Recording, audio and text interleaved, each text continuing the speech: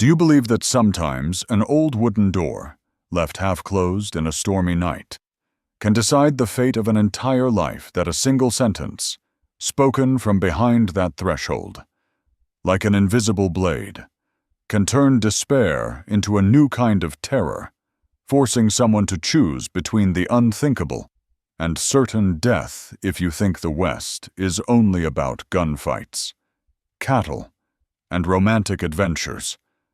Then stay with me, because tonight, I'll take you into a story where the storm outside was only the opening act for the true storm, one that raged inside the human heart. But before we step deeper into the shadows of that ranch house, give me a moment.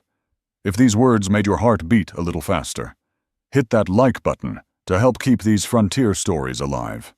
And tell me, are you hearing this tale from a breezy country porch or from a quiet city room? I promise you this, if you follow me to the end, you won't just see a door swing open. You'll hear the echo of choices made in desperation, choices whose weight only seasoned souls truly understand. That night, the rain poured over the dry prairie, turning dusty trails into rivers of mud. Thunder cracked like cannons, slashing the heavy sky.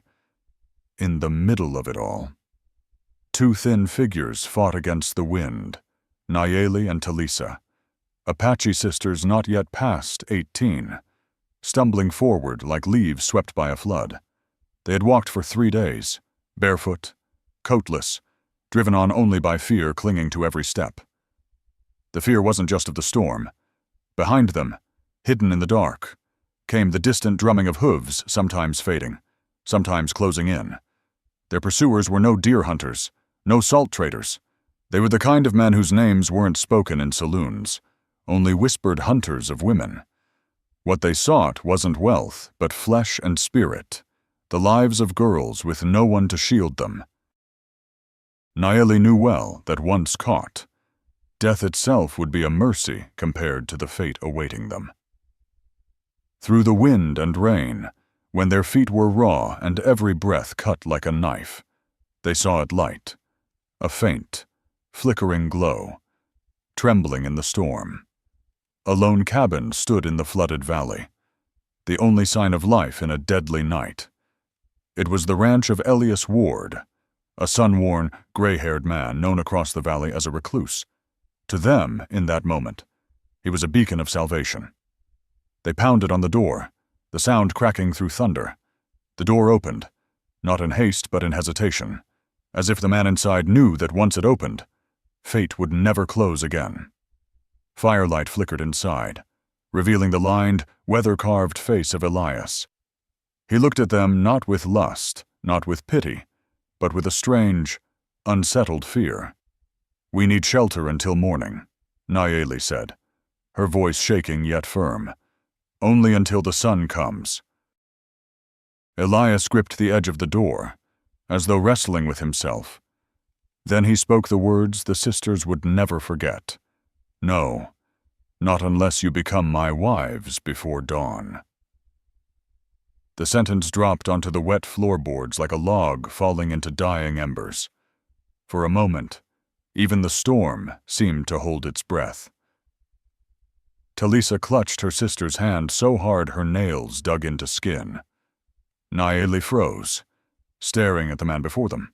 No, his eyes held no hunger. They held something else, fear greater than their own. Fear wrapped around them, despair pressed down. On one side lay the storm and the wolves in human skin waiting in the dark. On the other, this half-open door with its strange, impossible condition.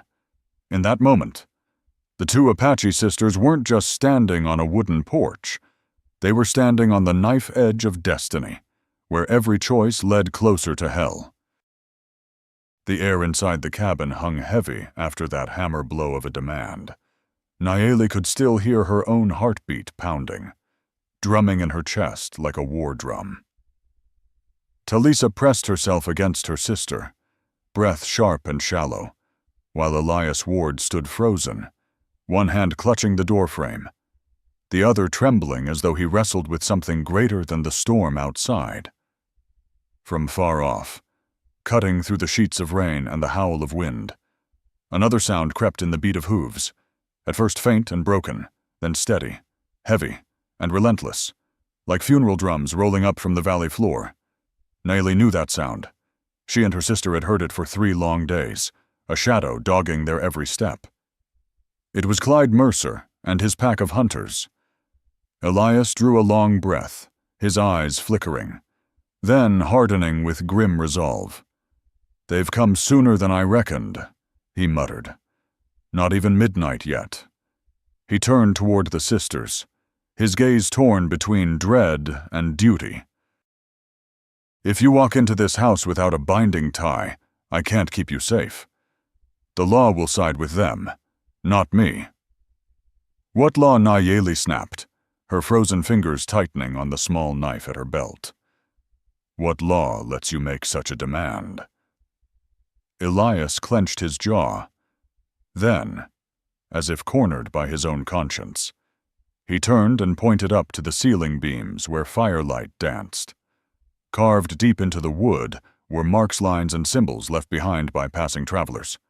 His finger touched the freshest cut, 3 vertical lines slashed across by 1 horizontal. Nayeli's blood went cold. Talisa gasped. "The mark of women hunters. Death follows." "Exactly," Elias said quietly. "A man named Jim Fletcher carved it just 2 days back. He told me men came through town asking about 2 Apache girls. The kind who don't take no for an answer." He paused, eyes sliding to the storm-lit window. "My grandfather called it the law of blood. When Apache women are hunted and seek shelter, only marriage binds them into a man's blood, and blood can't be stolen without a hanging price." A shiver ran down Nayeli's spine, not from the rain, but from the chill of his words. To her ears, Elias sounded like a zealot, clinging to some half-remembered creed of old men to trap them. But then, the hoofbeats grew louder, closer, undeniable, and a harsher truth struck home without that law. Nothing would keep Clyde Mercer's wolves at bay. Talisa's whisper cracked. "Sister, they're here." The cabin door rattled in its frame with each blast of wind, as if fate itself was battering to get inside. Elias stepped back, reached up to the rack on the wall, and drew down a worn but gleaming Winchester. The motion deliberate. Calm froze the sisters' blood. This was no longer talk. This was steel, powder, and blood. Outside, the hoofbeats pounded clear as a drumline. Then came a coarse voice, thick with menace. "Elias Ward. We know you got 2 little birds in that nest of yours. Send 'em out, or your whole place goes up in smoke," Talisa sobbed, her shoulders shaking. Nayeli gripped her hand tight, forcing strength into her voice. "If what you say is true, marriage will keep us safe." Elias didn't meet their eyes. His gaze stayed on the darkness beyond, where laughter like wolves circled the walls. "Nothing is certain," he said, voice low as the earth, "but under territorial law, a white man has the right to defend his lawful wife. Women without kin, without papers, they're vagrants, and no one sheds tears when vagrants disappear." The small room seemed to shrink, heartbeat by heartbeat, thunder hammering above, between the storm and the hunters outside. Elias's words became both a key and a trap. On that wooden threshold, the sisters' lives hung by a thread, one tug away from snapping. And in that moment, only one question remained for them, and for anyone watching, which was more terrifying: an unwanted marriage to a stranger, or Clyde Mercer's filthy hands reaching out of the dark amid the pounding hooves shaking the roof and Clyde Mercer's savage laughter seeping through the storm. Fear reached its breaking point, but then, like embers flaring beneath ash, something else rose in Nayeli's eyes. Not surrender, not despair, but the cold, sharp glint of decision. All her life she had been taught that when cornered, an Apache woman had only 2 choices: become prey for wolves, or turn into an arrow and strike back. Now, with Talisa trembling at her side and Elias Ward standing statue still with a Winchester in his grip, Nayeli knew the moment had come for the unthinkable. Enough, she whispered, so firm that Talisa froze, then louder, facing Elias, her eyes blazing under the flash of lightning. We accept this marriage. Here, now. Her words cut through the gloom like a blade.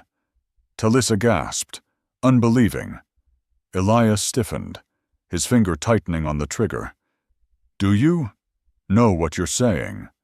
Perfectly, Nayeli replied, voice steady. If this is the only way to turn us from quarry into human beings with the right to stand on this land, then I choose it. I choose the law. I choose marriage, but not through coercion. Through will. Outside, Mercer bellowed. Ward, send them out, or all three of you die. But his threats were fading into background noise. In Nayeli's chest, fear was giving way to something strange, the steady beat of control, reclaimed. Talisa clutched her hand, eyes wet. Sister, you'd marry a stranger, just to live. Nayeli bent close, whispering. Better to marry one man and breathe, than be dragged into the dark as nameless ghosts. Elias turned away, silent. For the first time that night, a flicker of respect lit his weathered gaze. If that is truly your choice, he said slowly, then I'll witness it, and I'll hold the vow in blood. But remember this, it is no game. Once spoken before dawn, no one can unmake it. Nayeli nodded. In her mind rang her grandmother's old words. Choose the path that makes your enemies stumble. In surprise, you'll find your chance to live. The door rattled again under a booted kick. Mercer's curses and threats howled like starving wolves, yet inside, the air had shifted. Fear gave way to a solemn fire, as though the cabin itself had become an altar. Elias laid down his rifle and stepped to the center of the room. His voice was low, ragged, but resolute. Nayeli. Talisa, I take you as wives under Apache law and territorial law. I offer my protection in exchange for your loyalty, until death or release parts us. Nayeli gripped her sister's hand and repeated the vow. Then Talisa, trembling but strong, spoke her own words. Three voices rose together, drowning out the storm, building an invisible wall against the predators outside. In that instant, the shabby cabin transformed into a sanctuary. Rain drummed like ceremonial drums. Lightning lit the sky like torches bearing witness. A shield had been raised not by parchment or signatures, but by blood vows spoken in defiance of fear. A fragile hope seeped into Talisa's chest, steadying her breath. For the first time in days, she felt the faint shelter of safety. Nayeli, too, felt a weight lift because now they were no longer cornered prey. They had chosen, and in choosing, seized the reins of fate. Outside. Mercer's voice faltered. The pounding stopped. Silence crept in, as though he'd sensed the shift inside those walls. Elias allowed himself a weary, proud smile. Now, he murmured, they'll have to reckon with the law before they reckon with us. A thunderclap rolled overhead like a ceremonial drum, shaking the cabin. But within those walls, the storm no longer felt so fierce. They had raised a shield, an unlikely marriage. Yes, but one that turned the night's terror into a sliver of hope. And it was hope.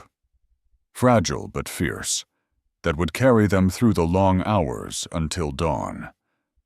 The moment the vows were spoken, the cabin held only the sound of ragged breathing and rain hammering the roof. Elias stood heavy-shouldered, as though he bore the weight of an entire life. Nayeli felt her heart pounding, not just with fear, but with the strange resolve that had begun to burn inside her. Talisa pressed her face to her sister's shoulder, seeking shelter, while outside Clyde Mercer still howled like a caged beast. Then another sound cut through the beat of hooves, not Mercer's ragged riders. These hooves were steady, disciplined, purposeful. And above the storm came a commanding shout. Clyde Mercer, show yourself hands where I can see them. The cabin went still, Elias's eyes flickered with recognition. "That's James Holloway, Deputy Marshal." His voice cracked with both relief and caution. Mercer cursed from the darkness, his voice ragged in the rain. "Damn it, he tracked us here," his men muttered, unease creeping in. Nayeli and Talisa exchanged a fleeting glance, hope sparking before being smothered by confusion. Why would a federal officer be hunting them? The cabin door swung open not with a boot's violence, but with authority. A broad-shouldered man in a rain-soaked coat stepped in, silver badge gleaming in the lamplight. James Holloway. His eyes swept the room, pausing on Elias, then fixing on the two Apache girls. Drenched and pale. "So it's true," he said, voice steady. "Nayeli and Talisa, you're the witnesses the federal government's been searching for." The words struck like lightning. Nayeli froze. Talisa shook her head, whispering as if half-dreaming witnesses. Us Holloway brushed water from his face, his eyes sharp as steel. "Before your father died, he sent reports and evidence to Washington. He exposed a rotten chain corrupt officials, traders, and hunters like Mercer, all conspiring to sell Apache women into northern mining camps. He knew the price he'd pay. He sent you away so you could testify." Nayeli's head rang as if the storm had broken inside her skull. Her father, the man she believed had died of sudden illness, was now revealed as a man who had defied an empire of corruption. His death smelled less like fate, more like conspiracy. Talisa sobbed. "You're lying. Our father was just a simple man. He couldn't speak it aloud." Holloway cut in. Firm. The enemy was everywhere in courts, in councils, at supper tables. To speak was to die. But he sent the truth before they silenced him. And now, you are the proof that truth survived. Elias's face grew darker, the weight of realization pressing down. This night had leapt far beyond refuge or blood law. It was tied to a conspiracy stretching into the very halls of power. Mercer's voice rose in fury outside. "Don't listen to him. Those girls are nothing but strays. He's using them to strike at us, but they're mine. And I'll take them back. Even if I have to walk through your corpses." Holloway turned, drawing his Colt in one swift motion. His voice rang like ironclad Mercer. "Last warning. You and your men are wanted by the United States. Drop your weapons or die where you stand. Outside." Whispers of fear rippled through Mercer's gang. But Mercer's reply came back raw, defiant. "No lawman's gonna hold me. Those girls are mine inside." Nayeli clutched her sister's hand, fighting to steady her breath, though her mind spun like a storm. Their father a witness. They themselves part of a case that could topple a whole empire of cruelty. It offered a path to survival, but laid a crushing weight on two young women who had only begged for shelter. A lightning flash lit Elias's lined face, older, heavier, but harder now. He leaned toward them, whispering, "Now you see why my hand shook when I spoke of the law. I wasn't just fearing Mercer. I feared the whole machine behind him." Fear and bewilderment swirled thick in the cramped cabin. Yet beneath it all, a strange thread of hope tugged. For if Holloway's words were true, this night wasn't only about running. It was the beginning of tearing down a monstrous trade in human souls. Nayeli gripped her knife, tears brimming but her voice firm. "If our father died to send out the truth, we won't let it drown in blood. Ready or not, we will not turn back." Elias looked at her, respect burning where only doubt had been. Holloway gave a single, grave nod, admiration flickering in his steady gaze. And then the thunder rolled above, long and deep, like a bell tolling to announce it the night's secrets had been dragged into the open. Shocking, confusing, but undeniable. Thunder still rolled outside, but inside the cabin, silence lasted only a heartbeat. Then everything shattered. Clyde Mercer, the hulking hunter, burst through the shattered frame like a storm bear, rain dripping off his massive shoulders, eyes gleaming with predatory fire. Before anyone could move, he lunged and seized Talisa, dragging her against his chest.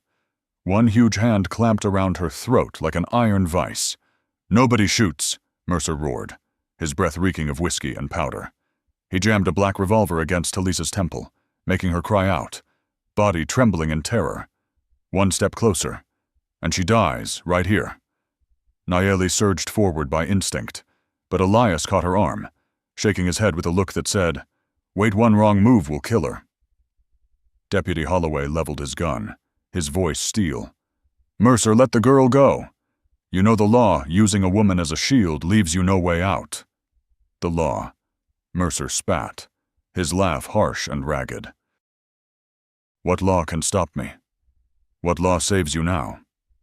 He forced Talisa backward toward the rear door, boots creaking the floorboards with each heavy step. Nayeli's breath came sharp, eyes blazing. "Coward! Let my sister go." Mercer's laughter filled the cabin, dark and cruel. "Your sister is my ticket out. Nayeli, but there's more to this little play." He pressed his mouth near Talisa's ear, but his words were meant for Nayeli. "Your father wasn't the hero Holloway painted him. He sold out your people. To me." The words struck like a blade. Talisa sobbed. Nayeli froze, her voice breaking. "You lie. My father would never." "Oh, he did." Mercer cut her off, grinning through the rain dripping down his beard. "He gave me names, families without men, girls without protection. In return, I left his house untouched, for a while. Your father fed you to us. Nayeli, he just didn't live long enough to watch me collect." Elias stepped forward, Winchester raised. His voice was raw with fury. "Enough, you filthy liar. You twist truth to break them." Mercer's lips peeled back in a savage smile. "Twist truth. Ask their beloved uncle Samuel Greywolf. He's the one who cleaned up the mess, killed off the officials who worked with their dear father, covering his tracks or tying off loose ends." The room seemed to tilt. Holloway stiffened. Elias's brow furrowed in doubt. But for the sisters... The words tore their souls apart. Talisa whimpered, while Nayeli stumbled back, eyes wide, heart thrown from fragile hope into a deeper abyss. "Our uncle," she whispered, voice trembling. "It can't be." Mercer's laughter rang, savoring their anguish. "I saw death in your father's eyes, and I saw the same in Samuel's. He's killed more men than I ever did. And soon enough, he'll come for you because you know too much." Chaos erupted. Holloway barked, "Drop it." Elias squeezed the trigger, muzzle flash blazing. Mercer yanked Talisa into his grip, the bullet grazing his shoulder. Talisa writhed, desperate, then bit hard into Mercer's arm. He bellowed, loosening his hold for a fraction. It was enough. Holloway fired the Colt's report, cracked the storm. His bullet tore into Mercer's shoulder, spraying blood. The giant staggered back into the doorway. Talisa broke free, stumbling into Nayeli's arms, sobbing. But Mercer wasn't finished. Snarling, eyes blazing with madness, he dragged his revolver up, aiming at Nayeli. Elias fired. The Winchester thundered like judgment itself, the round slamming into Mercer's chest. The hunter cried out, then collapsed to the floor, his breath rattling, fading into the storm. Silence. Only the whistle of wind through the broken frame and Talisa's choked sobs filled the cabin. Nayeli knelt, clutching her sister, mind spinning with the poison Mercer had left behind. Their father, Samuel. Truth or lies? Holloway knelt by Mercer's twitching body, feeling for a pulse. "Still alive," he muttered, then looked at Elias, his face tight with urgency. "We need answers. If even a shred of what he said is true, there's someone more dangerous than him still out there." Elias nodded grimly. Powder smoke and the metallic scent of blood mingled with the rain, hanging heavy in the cabin. The gunfight was over, but Mercer's words lingered like a curse. The sisters' faith had been shaken to its core, and the path ahead now bristled with shadows far deadlier than bullets. The cabin still reeked of gunpowder, the board sticky with Mercer's blood. Outside, the storm raged on, but through its lulls came another sound, low, long, and cutting. At first Nayeli thought it was a wolf's cry, but her heart knew better. It was a signal. The door creaked open, wind and rain rushing in with a tall, lean figure. His hair was streaked with gray, his buckskin jacket soaked through. His dark eyes swept the scene Elias with the smoking Winchester, Holloway holding Mercer at gunpoint, and the two Apache sisters clinging to each other on the floor. "Samuel," Talisa whispered, her knees almost buckling. The man stepped inside, closing the door on the storm.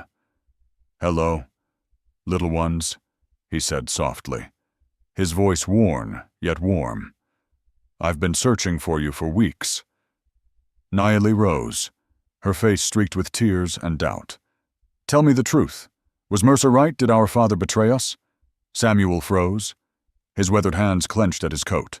Then he sank to one knee before them, his gaze steady and sorrowful. "No, your father never betrayed you. He was forced. They took your mother first, threatened to sell her north to the camps. She tried to escape, and she died fighting. After that, your father was broken. They used his grief against him. He gave them nothing willingly, only under the weight of despair."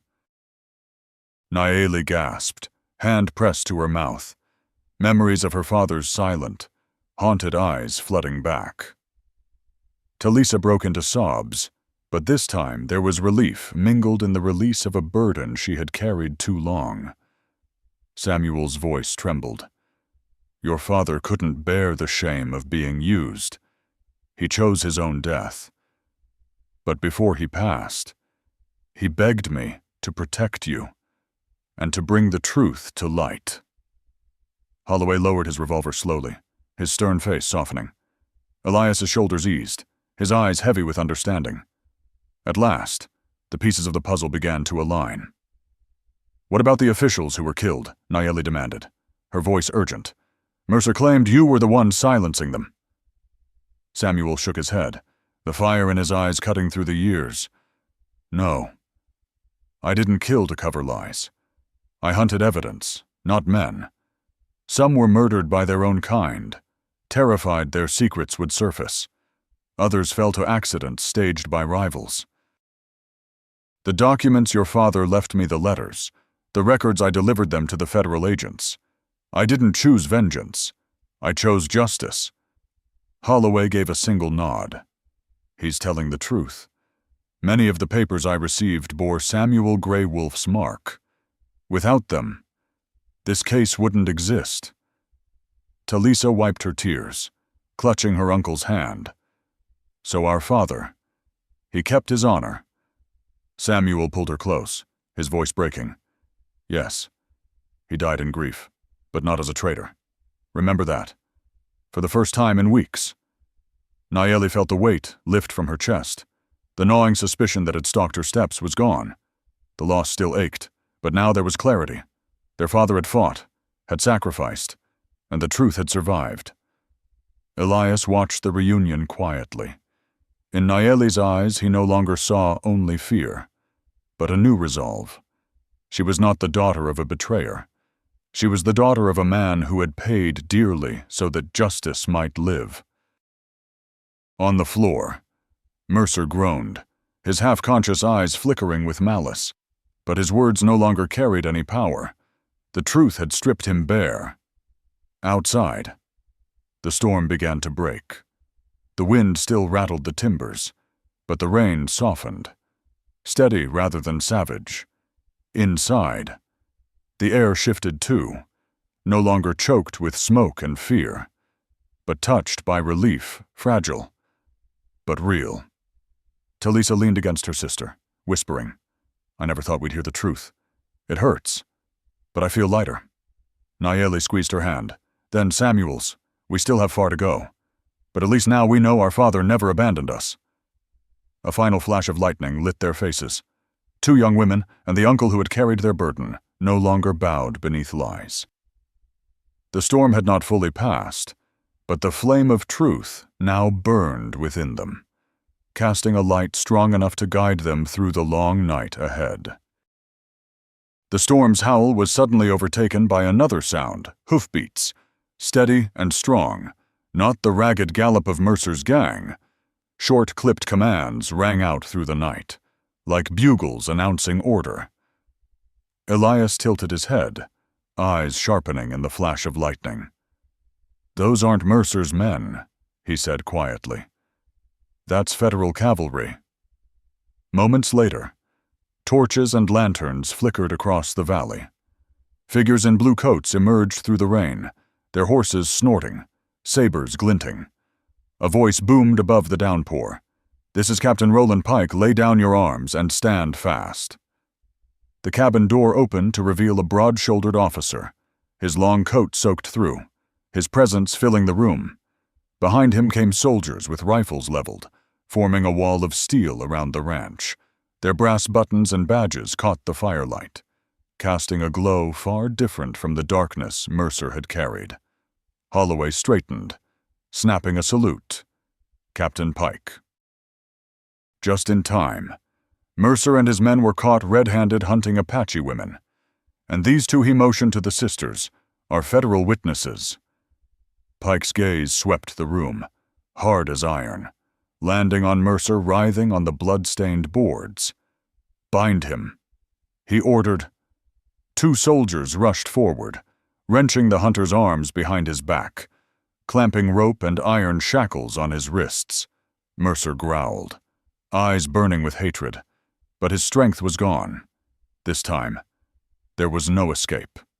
Outside, Mercer's remaining men found themselves surrounded, rifle barrels gleaming in every direction. Surrender rang across the valley. Some dropped their weapons trembling. Others resisted, but were quickly subdued. Within minutes, they knelt in the mud, shackled and defeated. Inside, Nayeli and Talisa clung to each other, eyes wide. For nights they had known only pursuit, only terror with every echo of hooves. Now, for the first time, they saw soldiers standing in formation, torches pushing back the dark. A feeling long forgotten began to stir in their chests. Safety. Captain Pike stepped forward, voice firm and clear. "This trafficking chain is finished. For weeks, we've been rounding up every hand in it, from bribed officials to traders in town. Mercer and his pack are the last link." He turned to Holloway, nodding once. "Thanks to the evidence you and Samuel Grey Wolf provided, justice will be served. Federal court will not spare a single one of them." Samuel, leaning against the wall, let out a breath as though shedding years of burden. "At last," he murmured. "Justice, not revenge." Elias looked to the sisters, a rare smile tugging at his weathered face.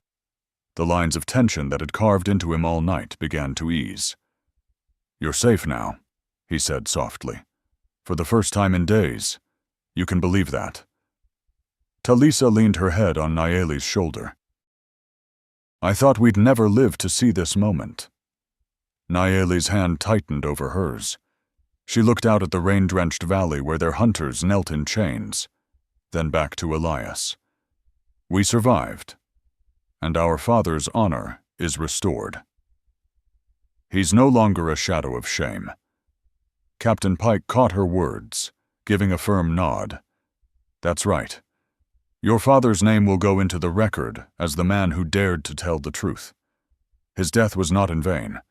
The fire crackled in the hearth, but the air inside had shifted. Gone was the stench of danger, the sense of doom pressing in. What filled the cabin now was something new, the fragile but steady breath of safety, like a small boat finding harbor after a storm. Outside, soldiers hauled Mercer and his men into the rain, their chains clattering as they vanished into the torchlight. The sound faded, leaving only the gentler patter of rain, no longer menacing, but soothing, as if the land itself was sighing with relief. Nayeli exhaled, wrapping her arms around her sister. Samuel's rough hand rested on their shoulders, his nod shared with Elias. Each of them knew the fight was not over forever. But at least, the darkest night was behind them. One word lingered in their hearts like a prayer: steady and sure safe. 3 months after that fateful storm, the valley once soaked in blood and rain had changed. Spring skies stretched clear, golden light pouring over fields of fresh green grass, the river shimmering like 1,000 broken mirrors. At the center of it all, Elias Ward's ranch no longer resembled the dark wooden cabin where a dreadful bargain had once been struck. It had become a true home. The old battered door was gone, replaced by solid oak polished like a promise of new beginnings. The roof no longer leaked when it rained. In the garden, rows of vegetables tended by Nayeli and Talisa thrived: carrots, squash, beans climbing toward the sun. Even the chickens roaming the yard gave the place a sense of life and peace. Elias himself had changed. He was no longer only the man gripping a rifle, waiting for death. Now he wore plain work shirts, a hammer in his hand, patience in his eyes, the look of a man who had rediscovered a reason to live. When he returned to the porch from fixing fences, his gaze always sought Nayeli not with suspicion, but with the bond of a true partner. Nayeli, too, had changed. The young woman who once stood trembling at his door, clutching a small knife as though it were her only lifeline, now wore an apron as she baked cornbread or dried herbs for trade in town. Her smile carried the gentleness of someone who had stepped out of fear and into the quiet strength of building something lasting. Talisa, who had once sobbed in her sister's arms, now laughed more freely. She tended the flock, gathered vegetables, and sometimes sang Apache songs by the fire. Each note was a fragment of healing, slowly erasing the shadows of nights spent in terror. Samuel Grey Wolf, the aging uncle, chose not to wander back into the wild, but to stay. He became Elias's right hand, teaching his nieces how to hunt and trap while keeping alive the traditions of their people. In the evenings, he sat on the porch smoking his pipe, telling stories of their parents no longer haunting, but remembered with gratitude. The day the trial ended, Captain Pike sent word to the ranch. Mercer was sentenced to hang, and the corrupt officials tied to his network were given long prison terms. That letter lifted the last weight from their shoulders. The nightmare had closed, and justice, though late, had come. One evening, as the setting sun painted the sky crimson over the valley, Elias sat beside Nayeli on the wooden bench he had built with his own hands. He looked at the horizon, then back at her, his voice low. "Do you regret it?" "That night you said yes." Nayeli smiled, laying her warm hand over his. "No. If not for that night, we wouldn't be here now." What began as a marriage to survive has become a family. From inside the cabin came Talisa's cheerful call, "Supper's ready. If you don't come quick, Uncle Samuel will eat all the roast rabbit." Laughter followed, filling the space once haunted only by gunfire and rain. Around the table that night sat 4 souls who once seemed impossible to join a solitary rancher: 2 orphaned Apache sisters, and an aging uncle burdened by loss. Now they fit together like pieces of a long-missing puzzle. In their eyes shone no fear, only the light of peace found after a storm. Friends, have you ever witnessed a life change so completely in just a few months? How something that began as a chain could turn into the foundation of a new home. At any age, a man or woman needs a place to set down pain and begin again. The story of Elias, Nayeli, Talisa, and Samuel is proof of that, and I want to hear from you. Do you believe that sometimes harsh fate opens the door to true happiness, that a marriage born in desperation might grow into love, partnership, and renewal? If this story touched you, show your support by remembering, by keeping alive these tales of the West, where justice, family, and courage are always tested in the storm. And leave a thought in the comments, what should Elias, Nayeli and Talisa do next? Should they open the ranch to other Apache families seeking refuge, or keep it a small, private sanctuary of their own? Your answers are not just the next chapter of their story.